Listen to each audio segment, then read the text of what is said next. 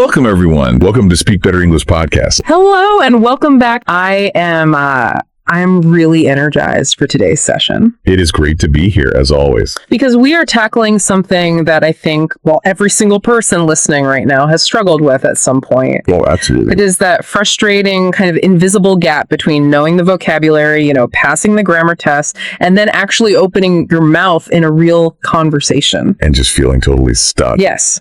You feel stuck, you have the thought in your head, it's clear, it's intelligent, but you are afraid that if you let it out, you won't sound like yourself. You worry you will sound like a walking textbook. Exactly. And for you, the non-native English speaker listening to this right now, we know your target is to learn to speak English in an easy way. Right, a way that feels natural. A way that helps you avoid filler words. Because when we get nervous, what do? We say, We use those filler words because our brains are buffering. We are frantically searching for the right way to say something without offending anyone. Which brings us perfectly to the source material we have today.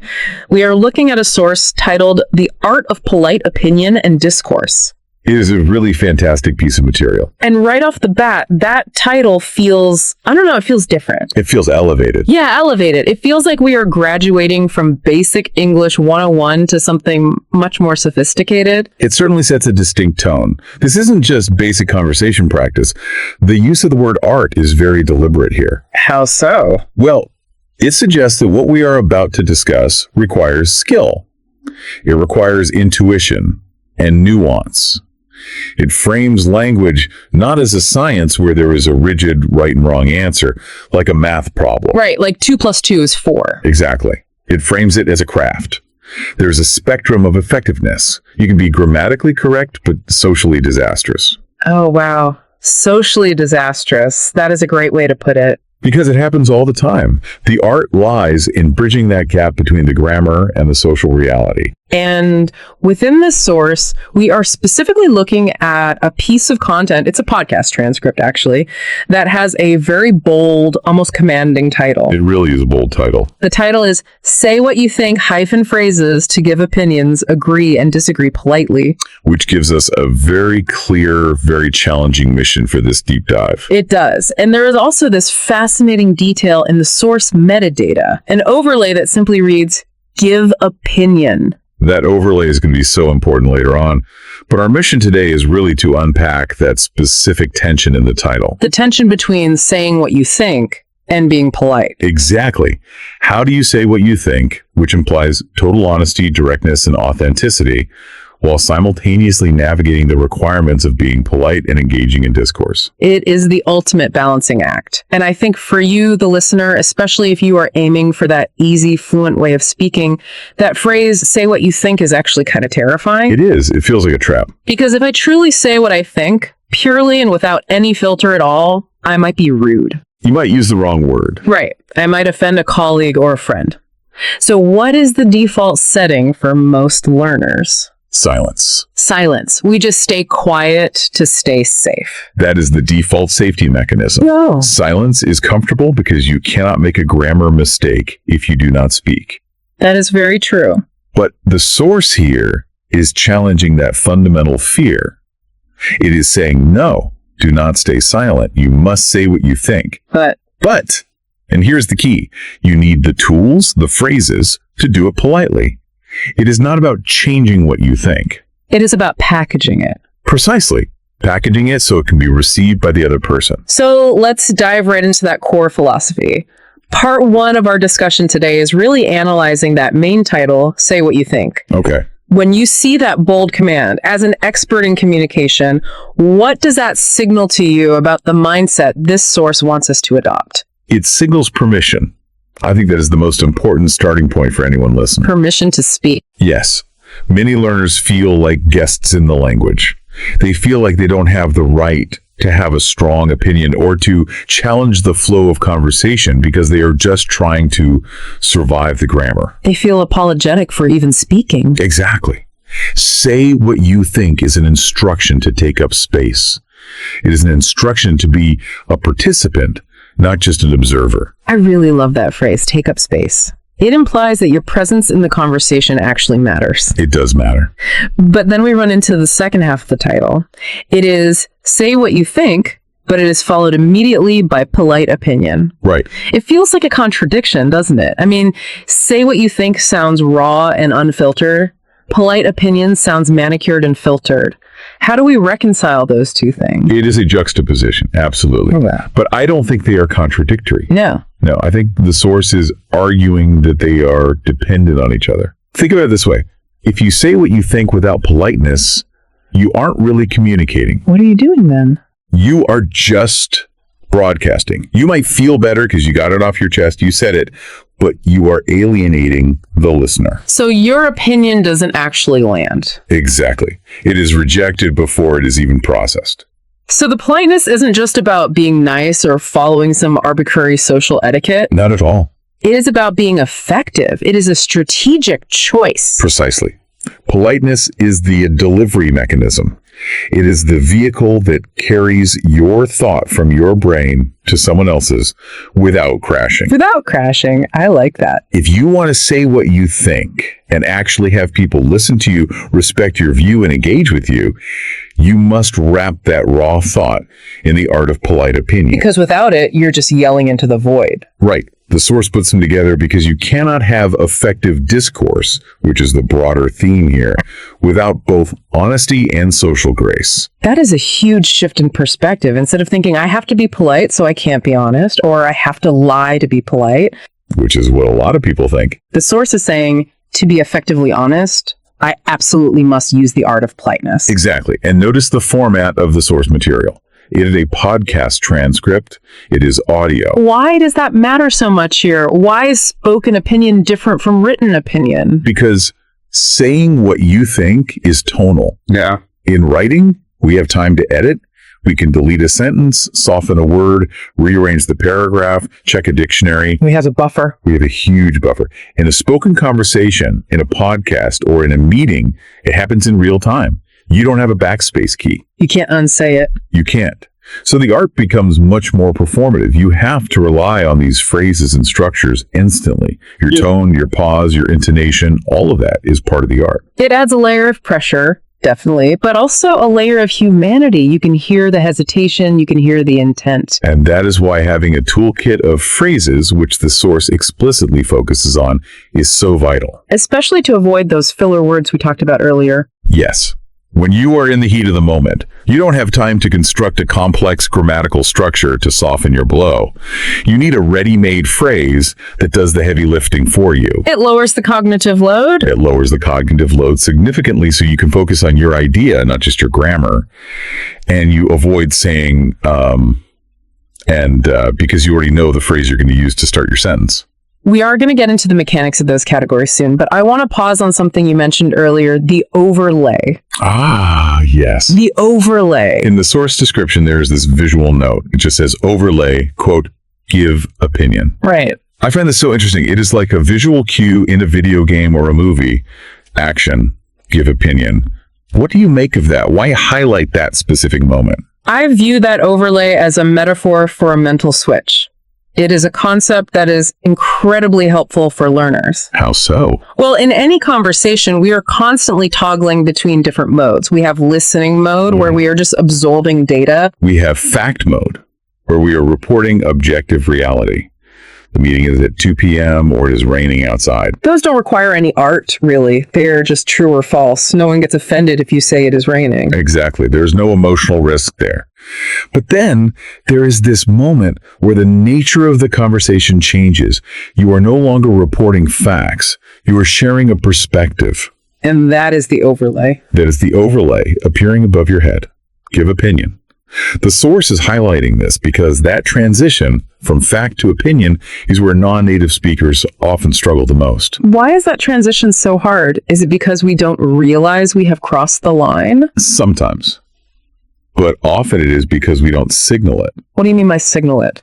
If I state an opinion as if it were a fact, I sound arrogant. If I just say, this is a bad idea, that is a fact statement about a subjective thing. It shuts down the room. It sounds absolute. It does.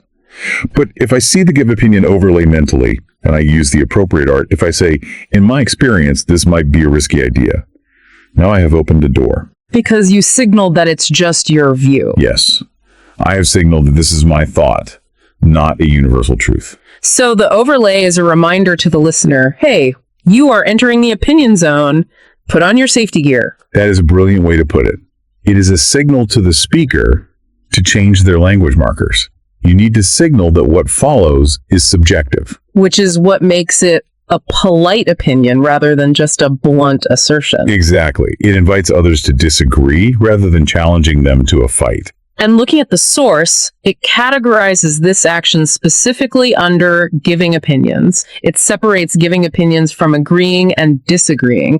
I think that is a really important distinction. It is fundamental. Giving an opinion is the baseline action. It is the proactive step. Right, because agreeing and disagreeing are reactive. Exactly. You can't agree or disagree until someone has actually given an opinion.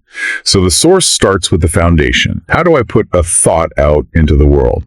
It is the genesis of the conversation. If nobody gives an opinion, there is nothing to agree or disagree with.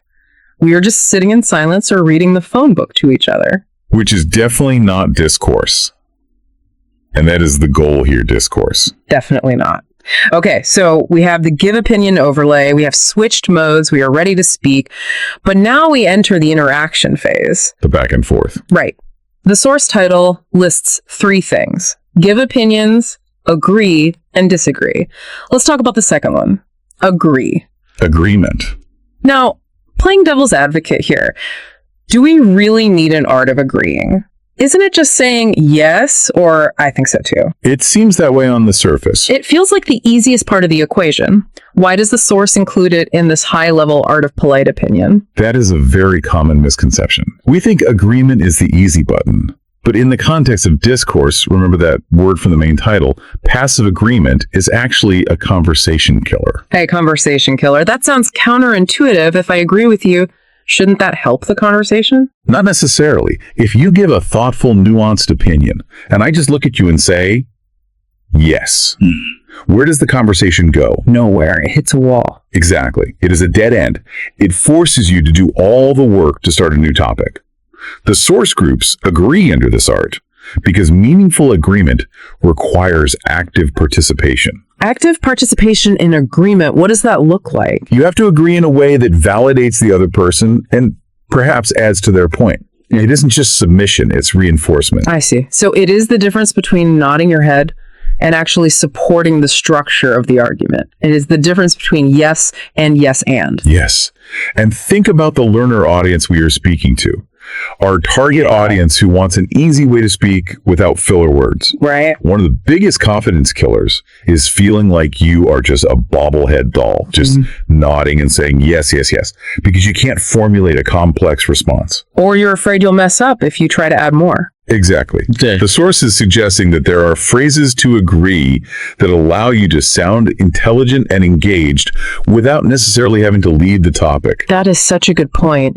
Knowing how to agree well is a huge hack for fluency. It really is. If you can say, that is a fascinating point and it aligns with what I read yesterday, you sound incredibly fluent, even though you are technically just agreeing. Precisely. You're building the bridge. Discourse implies a flow, a back and forth current. Agreement is the oil that keeps that machine running. So if you don't know the phrases to agree politely and actively, the gears grind to a halt. You become a passive listener rather than an active speaker. And that goes against the whole say what you think philosophy. So we have give opinion as the spark. We have agree as the fuel that keeps it burning. Right. But now we get to the wet blanket, the water bucket, the really hard part. Disagreement. The source title is very specific here. It says phrases to give opinions, agree and disagree politely. Now, grammatically, politely probably applies to all 3. Yes, it modifies the whole list. But in terms of meaning, it feels like it is clinging for dear life to the word disagree. It absolutely is. That is the danger zone.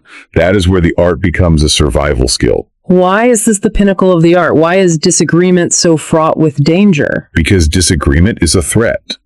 Biologically, socially, historically, disagreement signals conflict. And conflict is bad. Conflict signals danger to our tribal brains. When we disagree, we risk breaking the relationship. We risk losing face. We risk offending the other person's ego. And for a non-native speaker, that risk is multiplied by 10. Easily.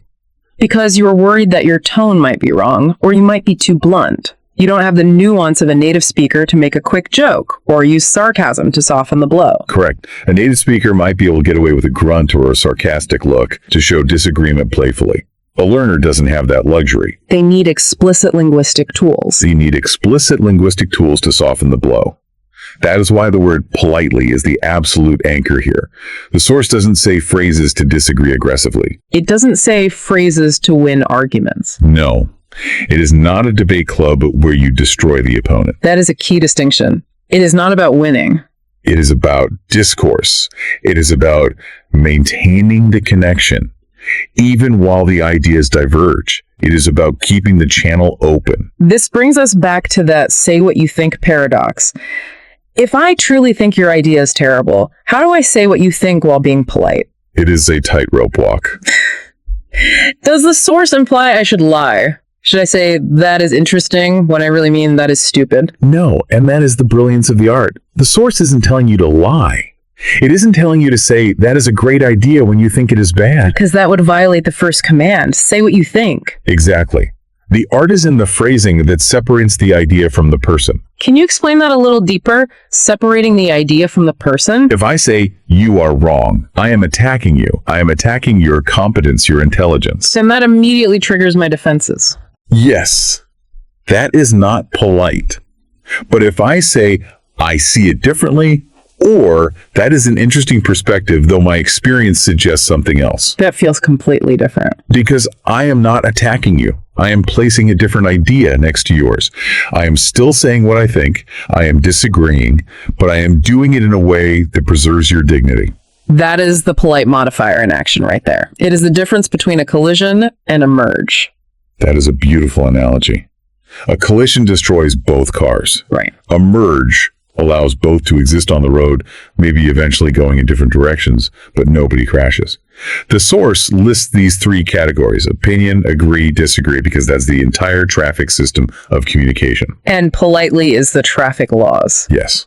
Without them, it is absolute chaos. It is interesting to look at the hierarchy here. The source implies that you need phrases for all three.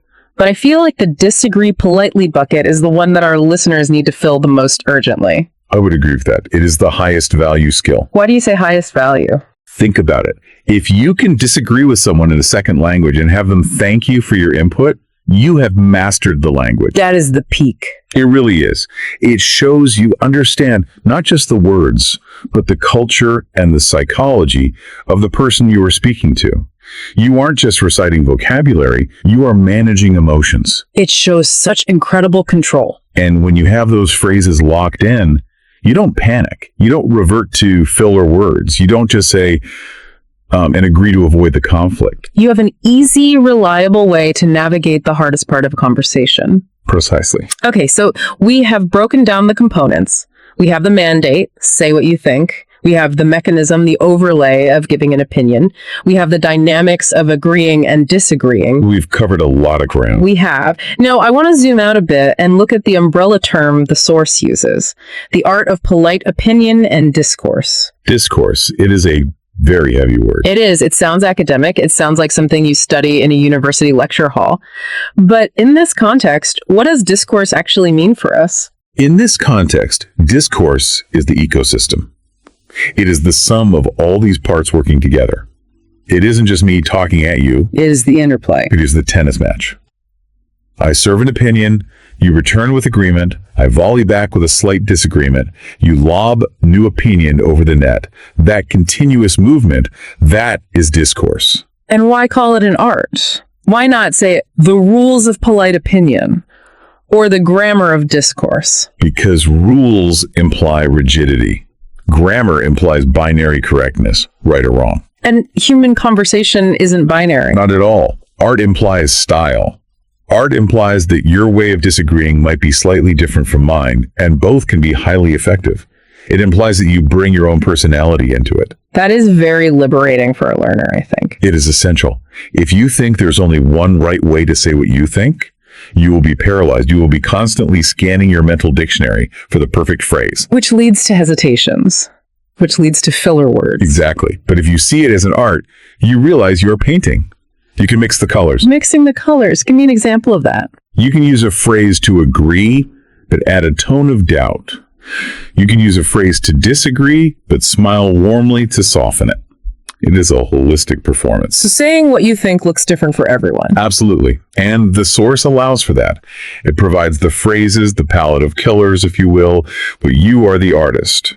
You choose which phrase fits the moment, the person you are talking to, and how you are feeling. Let's review the journey the source takes us on, because it really is a structured roadmap for the listener. It is a very clear progression. It starts with a call to action. Say what you think. Stop hiding. Stop being silent. Step 1, courage. Then it gives us the trigger, the overlay. Recognize when you are moving from fact to opinion. Step 2, awareness. Then it breaks down the categories. Give opinion, agree, disagree. Know exactly what mode you are in. Step 3, strategy. And finally, it applies the condition. Politely, do it with grace.